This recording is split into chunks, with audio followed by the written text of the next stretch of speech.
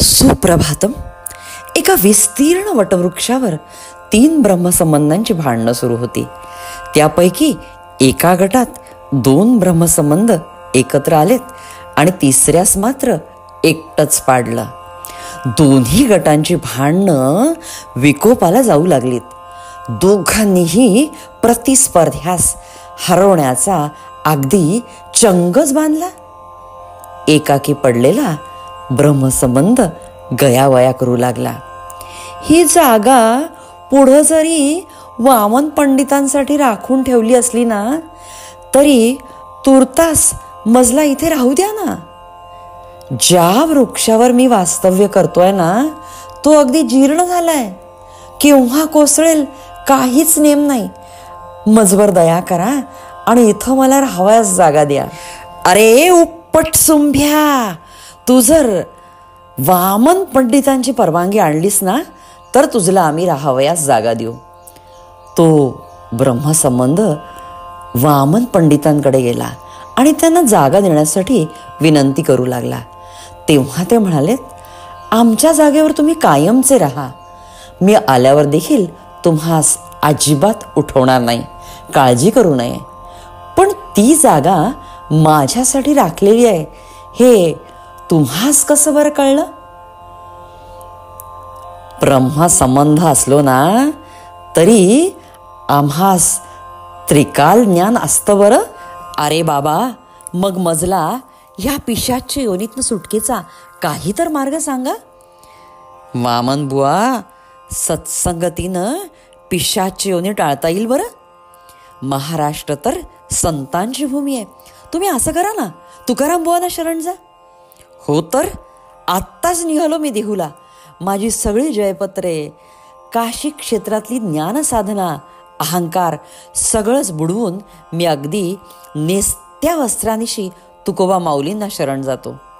देहूला गेल्यावर तुकोबांच्या चरणी लोटांगण घालून पंडितराज म्हणाले, मजवर दया करा. वामना, पोथ्या उलथीसी पानये, परी गुरुगम्य खुणे नेणेची बाप्पा. तू समर्थ रामदासांना शरण जा. समर्थांचा मुक्काम त्यावेळी रामघळीत होता. पंडितजी तडक तिथं पोहोचलेत. माय बापा, समर्था, माऊली, मजला पदरी घ्या, कृपा करा आणि अनुग्रह द्या.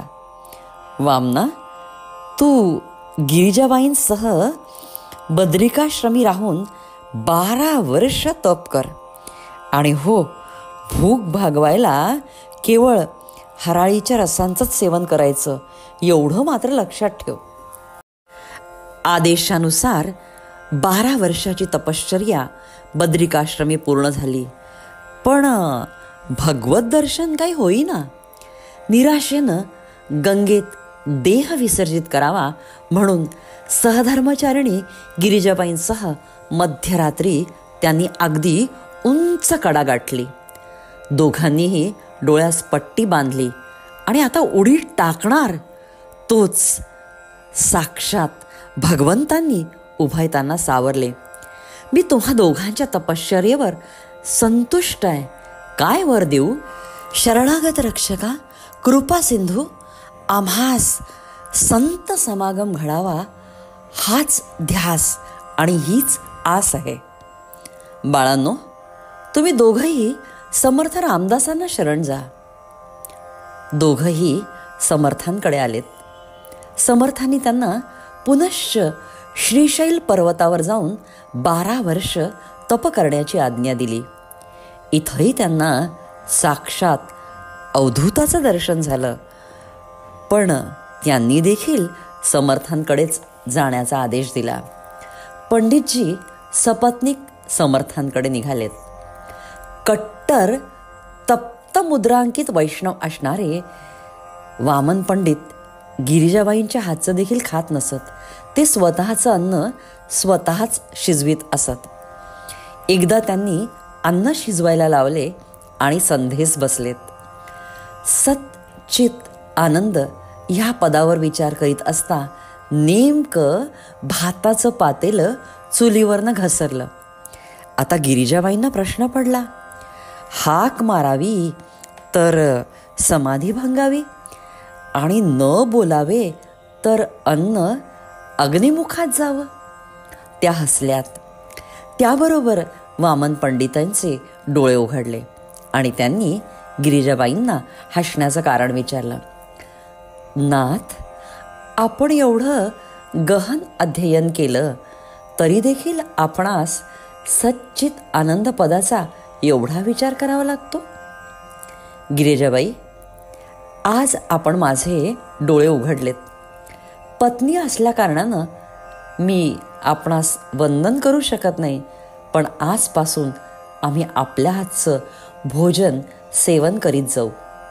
दोघंही समर्थांकडे निघालेत.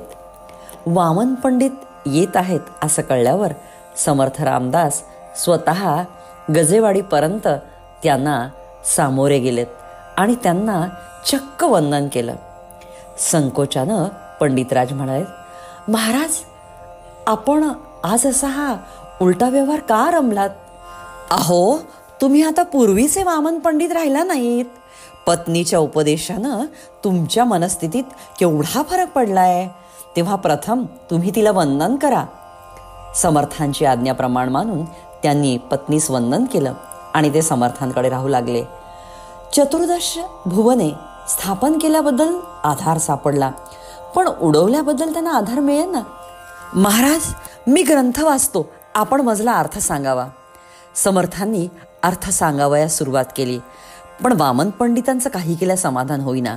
शेवटी समर्थांनी रुद्र मारुतीचं रूप धारण केलं आणि आपल्या पृच्छेनं त्यांना खाडकन एक तडाखा दिला. वामना, अरे आता तरी शंका दूर झाली की नाही? अर्थात दडपणाखाली दिलेला तो कबुलीचा बाब होता. महाराज, तुमचं ते रुद्ररूप पाहून मजला भय वाटलं. माझी शंका मात्र अजूनही कायमच आहेत. समर्थ म्हणाले, बृहदारण्यक उपनिषद वाचा, तुम्हास आधार सापडेल. आणि त्यांना आधार सापडला आणि शंका देखील दूर झाल्यात. पुढे समर्थांनी त्यांना उपदेश केला. पंडितराज, आपली लेखणी ही परमेश्वराच्या गुणवर्णनाच्या कामी लावावी. त्यांची यमक जुळण्याची हतोटी खूपच वाखाणण्यासारखी होती आणि म्हणून समर्थ त्यांना यमक्या वामन असं म्हणत असत. शुकासारिखे पूर्ण वैराग्य ज्यांचे, वशिष्ठा परिज्ञान योगेश्वरांचे, कवी वाल्मिका सारिखा मान्यैसा, नमस्कार माझा सद्गुरु रामदासा. रचणाऱ्या प्रकांड पंडित, प्रचंड ग्रंथसंपदा निर्माण करणाऱ्या शब्दप्रभू वामन पंडितांना आणि महाराष्ट्राला बलसंवर्धनाची दीक्षा देणाऱ्या, राष्ट्रधर्म आणि स्वधर्म रक्षणाचा महामंत्र देणाऱ्या राष्ट्रोद्धारक समर्थ रामदासांना माझे कोटी कोटी प्रणाम.